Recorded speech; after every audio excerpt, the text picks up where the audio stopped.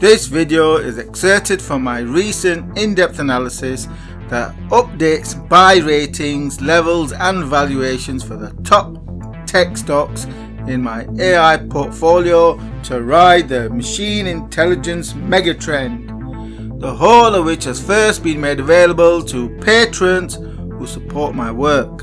So, for immediate first access to all of my analysis and trend forecasts, then do consider becoming a patron by supporting my work for just $3 per month to gain access to my latest analysis on how to invest in high-risk tech stocks for 2021 and beyond. In fact, in a recent video, I showed how one can use their desktop PC to easily crypto mine in the background whilst one continues to use their computer with the likes of Nicehash that resolves in effectively be able to cover the monthly $3 Patreon fees for the next 5 years in just 1 month of crypto mining in the background, as demonstrated in my video. Google, the DeepMind primary AI stock. Google's stock price has just rocketed higher after underperforming its brethren and coming from its last great buying opportunity low during September that saw Google trade down to $1,400. This illustrates the primary point that we don't know precisely when an individual stock will surge higher, i.e. the AI stocks are not going to all move in lockstep together. So it is pointless to ask me questions such as, why is Amazon soaring but Google is not? If a stock is good, then eventually it will come good in terms of price, performance, and Google is literally my primary AI stock, which means that Google is likely to be the first megacorp to be run by an AI in all but name. So the existence and scope of the AI's control and management will need to be inferred, where one big clue will be inexplicable to more stock price movements that to me will reveal the handiwork of post-human intelligence at work, i.e. DeepMind.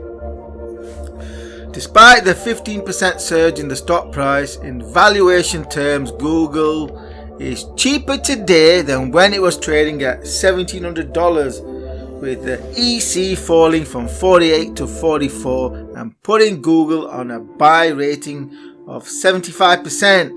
Remember, 50% is neutral, 100% is very strong, and 0% is a bad buy.